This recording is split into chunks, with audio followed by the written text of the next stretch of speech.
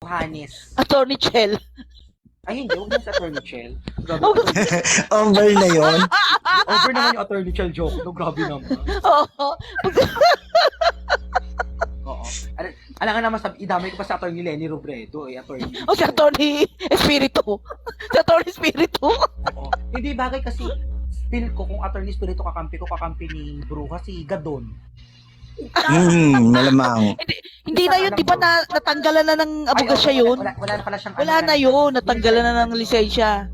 Pero feel ko magiging kakampi niya yun. Di na siya recognize as a lawyer, natanggal na sa Supreme Court. Oo, ano na yan, na disbar. Disbar na siya. Ay, attorney, sino to? Siya ba to? Attorney Aljory siya to? Iba yan. Ang dami naman trolls dito, shootang inang sis. Mga troll yan. Troll ni Attorney Joris yan. Ano ba si Attorney Joris? Kakampi ba natin yan? Yes. Oo, kakampi natin si Attorney Joris. Kasi kung hindi, Diyos ko, i-unfollow ko siya. Oo. Kasi nga, mga kaibigan ko di Attorneys for Life, grabe si Bruan mo. Kala niyo siguro sa report nila maano na yung TikTok ko, ang ending ilang minutes lang. Oo. Gagawa nga rin ako ng segment. Snitch it nag-report na account. Natatawa tuloy ako. Oh my God. Grabe. Sinungaling talaga yung si Bruja kahit kailan. Grabe, hindi. Siya napagawa ng sang sumon, tapos ang hindi siya di aate. Oo, siya nagkaroon, hindi siya attend. Oo, ano yun? Arte-arte niyan. Oo.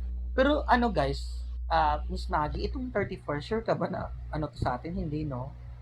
May iba siguro. Feel ko May marami. iba na hindi. Hello, Rencho. Andito pala mga anak-anakan ko. Hello, Rencho. Dami ko pala anak-anakan dito. Nanonood ngayon. Sa dami kong Baka yung iba siguro followers mo. Baka nga eh. Na-shock siguro sila. Bakit na-issue na naman ako sa TikTok? Baka naman ako ng TikTok. JM, ready ka na ba madakit number 1? Handang-handa na. Ito ang sasabihin ko sa'yo. Gomer, papapasin ha. Hindi ako natatakot. Hindi ako nadudugan. Dahil buo ang aking sarili na lumaban para sa mga tao. Lenny Robredo. At maraming salamat sa pagtitik sa bayan. At naniniwala ako na ang pag-asa ay ang kabataan.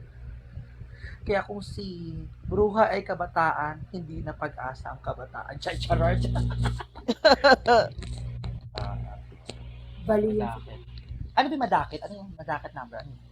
Di ba sa kaso, may docket number? Ay, ready na po ako dyan. Tatanong na sa kanya ilang lawyers niya. sinabi. Puro sa ano, padakit siya. Dakit. Yun naman ang kaya niya sabihin. Oo nga, di nga siya makati ng barangay. Dakit na kaya. Diyos ko naman. Oo. At saka lagi Si Gomer Finger, tauhan to ni ano?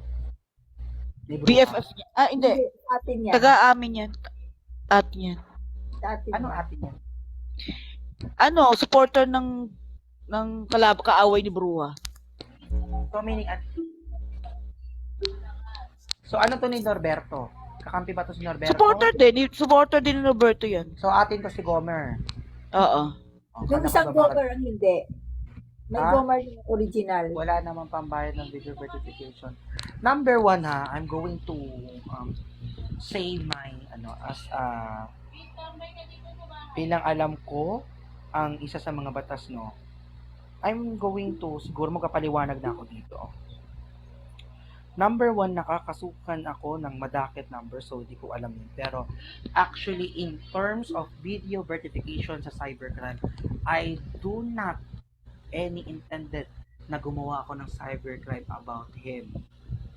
Number 1, maraming evidences. Oo. Dahil andito si Miss Maggie at si principals at mga kaibigan. Walang cybercrime doon. Dahil ang cybercrime, alam niyo ba meaning ng cybercrime? Ayun, tanong. Nang kakaso, tas hindi alam ang ikakaso, hashtag syunga talaga. Kung ano naman talaga yun.